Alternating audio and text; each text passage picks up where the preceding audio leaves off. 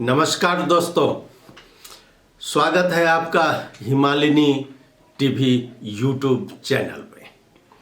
मैं हूं सच्चिदानंद मिश्र। मित्रों, आज मैं एक बार फिर कमला नदी के बारे में, जिस पर कि ड्रैगन की निगाहें, कड़ी निगाहें लगी हुई है, उसकी फिर चर्चा करता हूं। कमला नदी जो कि एक पूजा स्थल कहा जाता है, मिथिलांचल के लोग इसको माँ के रूप में जानते हैं, गंगा की तरह पूजा करते हैं। उस नदी पर ही चीन की दृष्टि क्यों गई, मैं आपको इस पर आज चर्चा करता हूँ।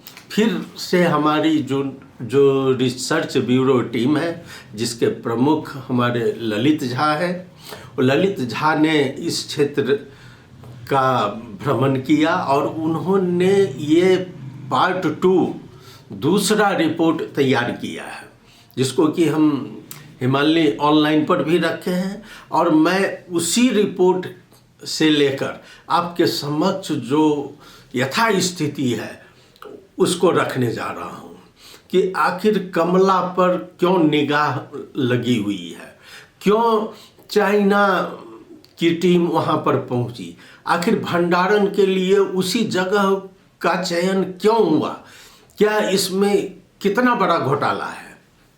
मैंने पहली बार अपना वीडियो में भी रखा, ऑनलाइन में भी रखा। मैं वह भी बताऊंगा कि उस पर लोग कितने सजग हुए हैं, और ललित झा जी ने जो रिपोर्ट तैयार की है उसको भी मैं दे रहा हूं आपके समक्ष। और इसके अतिरिक्त वहाँ के जो सामाजिक अभियंता है विक्रम यादव, जो कि इसके विरुद्ध अभियान चला रहे हैं, मैंने विक्रम यादव जी से भी बात किया है और उन्होंने भी बहुत बात इस पर कही है। तो मित्रों, आइए मैं इसकी एक रिपोर्ट आपके सामने रख रहा हूँ कि कमला नदी में चीन के षड्यंत्र की कहानी, यह पार्ट 2।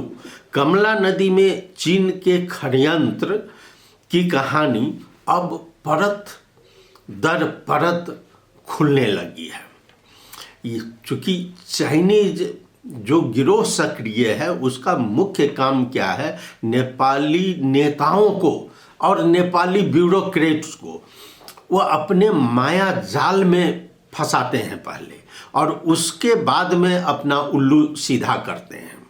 यही है कहानी का उद्देश्य, कहानी का निचोड़। चीन की एक निर्माण कंपनी है जो कि यह काम उस एरिया में कर रही है, और वही निर्माण कंपनी द्वारा यहाँ के ब्यूरोक्रेट्स और लोगों को मिलाया जाता है। स्थानीय स्तर से लेकर मंत्री लेवल तक को इसमें रखा गया है, और पहले उसको फंसाता है, उसको प्रलोभन देता है और फिर अपना काम करवाता है।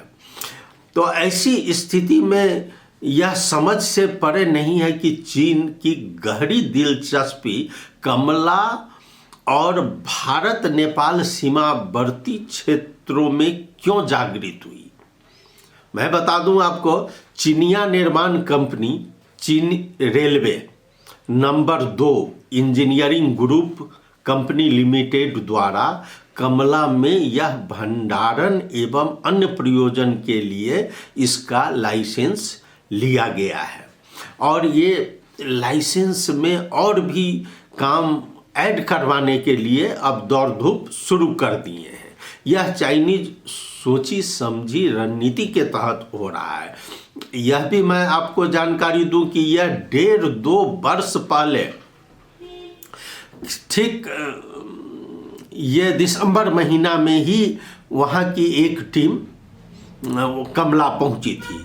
चीन के LNEU विश्वविद्यालय से जुड़े नदियों का अध्ययन करने वाले वैज्ञानिक की टीम भेजा गया था, जो कि कमला नदी जलाधार क्षेत्रों का अध्ययन और अवलोकन किया। वहाँ पर बताया जाता है कि यह गतिविधि पर नज़र रखने के लिए विशेषज्ञ में चीन के वैज्ञानिक डॉक्टर वांग और डॉक्टर फेंग, इनकी टीम वहाँ पर पहुँची थी। और यही डॉक्टर वांग और डॉक्टर फेंग की टीम कुछ लोगों के साथ कमला नदी का अध्ययन किया था। अब ये हैरान करने वाली बात है कि चीन द्वारा कमला नदी में भंडारण हेतु प्रदेश 2 के उद्योग वन पर्यटन मंत्रालय द्वारा अनुमति प्राप्त किया गया है। और यहीं से भ्रष्टाचार का जड़ है और वहीं से शुरू हुआ है। हम बता दें आपको, उस समय मंत्री थे श्री राम नरेश यादव। राम नरेश यादव जी को होटल में बुलाकर वहाँ पर मीटिंग हुई, फिर जाकर एक पत्र तैयार हुआ और मंत्री स्तरीय निर्णय करके ये चाइनीज ग्रुप को दे दिया गया। और जबकि यह लाइसेंस देने से पहले मंत्रालय द्वारा या वातावरण विभाग द्वारा या सिंचाई विभाग द्वारा एक अध्ययन होना चाहिए, एक टीम गठन होना चाहिए, लेकिन ये कुछ नहीं किया गया। मैं आपको कागज भी दिखाता हूँ, एक चिट्ठी भी है, और उसी चिट्ठी से भी मालूम होता है कि इसको क्या दे दिया गया। लेकिन जब हमने यह पहली बार रिपोर्ट प्रकाशित किया, उसके बाद ये ठेकेदार कंपनी और ज़्यादा एक्टिव हो गए हैं। और इन्होंने अब गांव में क्या करते हैं, तो स्कूल के बहाने और कोई वाटर सप्लाई के बहाने लोगों को कुछ अनुदान देकर, कुछ पैसा फेंक कर मिलाते हैं और उसको प्रलोभन देते हैं, और जो व्यक्ति इसके विरुद्ध आवाज़ नहीं उठावे, लेकिन इसके बावजूद आवाज़ उठ रही है। अब हिमालय जो पिछली बार आशंका व्यक्त की, उसका अब उदाहरण सामने आ गया है और उसका पर्दाफाश होने लगा है चाइनीज टीम को। मैं इसमें भी आपको बता देता हूं कि यह जैसे ही रिपोर्ट हमारा प्रकाशित हुआ, उसके बाद चाइनीज कंपनी में कार्यरत नेपाली इंजीनियर, नेपाल के तराई के ही इंजीनियर है, उसकी टीम उद्योग और पर्यटन मंत्रालय के सचिव से जाकर भेंट किया। ये चाइनीज कंपनी में कार्यरत नेपाल की इंजीनियर और उसका प्रतिनिधि, और जाकर सचिव से बात करके उनको प्रलोभन दिया गया और उनको कहा गया कि हम उनके चाइनीज कंपनी को वहाँ क्रशर प्लांट लगाने की अनुमति दी जाए। लेकिन अभी यह बाहर नहीं आया है, और हमने जैसे ही हमारे प्रमुख ललित झा जी इसकी छानबीन कर रहे थे और उनको विश्वस्त सूत्रों से पता चला, उसके बाद में ये इंजीनियर और कंपनी वहाँ से गायब हो गई। अभी पर्दे के पीछे ये काम हो रहा है, लेकिन सचिव से मिलने की बात की पुष्टि हो गई है और वो चाहते हैं कि जल्द से जल्द उन्हें इसकी इजाज़त मिल जाए। लेकिन आपको बता दें कि आखिर ये चीन को इतनी जल्दबाजी क्यों है कमला नदी पर करने के लिए। तो इसका मकसद एक ही है कि कमला में चीन की उपस्थिति भारत को वो सुरक्षा की चुनौती दे रही है। उसका और कुछ नहीं है। जैसे गलवान में जो स्थिति बनी थी, उसके बाद से उधर का एरिया छोड़ के चाइनीज जो ग्रुप है वह जगह जगह पर नेपाल में सक्रिय हो गई है। मैं आपको बाद में भी बताऊंगा, इसका पोल हमारे पास बहुत सारे रिपोर्ट आ रहे हैं और अब मैं एक एक चाइनीज नीति को प्रश्न करता जाऊंगा इसमें। लेकिन अभी जो यहाँ हो रहा है, यह संवेदनशील मुद्दा पर देखा गया है कि भौगोलिक रूप से नंद बाबा सामुदायिक वन क्षेत्र का इलाका चारों तरफ पहाड़ से घिरा हुआ है और यह नंद बाबा इलाका जो है यह सीमावर्ती जिला धौनखा, सिरहा, उदयपुर और सिंदली, ये चारों जिला का जंक्शन है और इसी को चुना गया है। ये चाइनीज बहुत दिमाग से काम करते हैं वो चुपचाप रहते हैं, भाषा भी लोग नहीं समझता है, एक दो लोग भाषा समझते हैं, और इन्होंने इसी जंक्शन को चुना है। अब भारतीय सुरक्षा एजेंसी को भी आशंका है कि भौगोलिक रूप से यह बहुत ही महत्वपूर्ण है और चीन इसका दुरुपयोग कर सकता है। जो उधर से भी हमारी रिपोर्ट मिल रही है उसमें यही है। चीन ने अपने नेविगेशन सिस्टम, अगर आप देखेंगे तो पता चल जाएगा, नेविगेशन सिस्टम का ग्राउंड स्टेशन अगर वहाँ पर लगाता है तो यह भारत को बहुत ही परेशानी में डाल सकता है। और ये धीरे धीरे चाइना इसी की ओर बढ़ रहा है और वो बढ़ेगा और ये करेगा। अब इसमें आइए आपको मैं बता दूं कि वहाँ के स्थानीय लोग जो हैं वो भी अब खुलकर विरोध करना शुरू कर दिए हैं। कमला की क्षेत्र के लोग, चूंकि अब उनकी संस्कृति पर पड़ी है ये बात, और वो संस्कृति पर पड़ने के कारण वहाँ के लोग जागरूक हो गए हैं। अब कमला संरक्षण पर कार्य करने वाली संस्था कमला बचाओ अभियान के संयोजक विक्रम यादव ने हमारी हिमालनी टीम से बात की और उन्होंने भी काफ़ी जानकारी दी।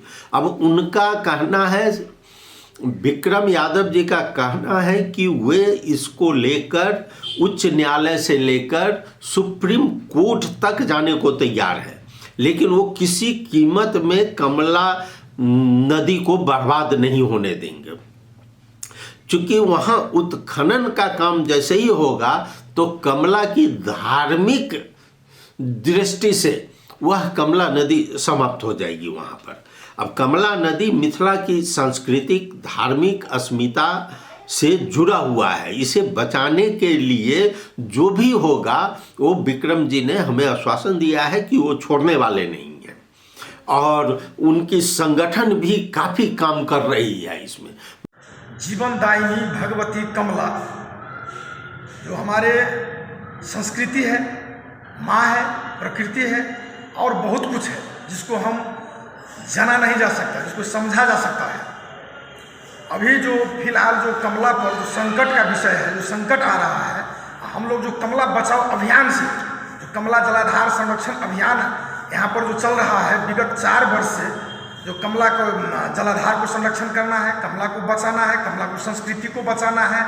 अभी जो देखते हैं अभी कमला बीमार हो गया है, संकट है कमला पर, क्योंकि कमला के जो सरकारी संस्था के ओर से और गैर सरकारी संस्था की ओर से जो वहाँ के ऊपर के जो भाग है, जो कमला आप जानते हैं, जो कमला सिंदली जिला से निकलकर सिरहा और धौंसा जिला के सीमाना के रूप में काम करता है और भारत मधुबनी में जाकर वहाँ भारत में प्रवेश करता है और वहाँ पर गंगा में जाकर समाहित होती है। और हम माँ को अभी बचा नहीं सकते हैं। हमारे मिथिलांचल का गर्व का विषय है, जो मिथिलांचल में जो कि जीवन रेखा के रूप में जो कमला बहती है, वो हजारों हेक्टेयर जगह सिरहा के हो या धुमसा के हो, जो और भारत के उत्तर बिहार के हो, हजारों हेक्टेयर जगह सिंचित करता है और अर्थव्यवस्था मजबूत लाता है।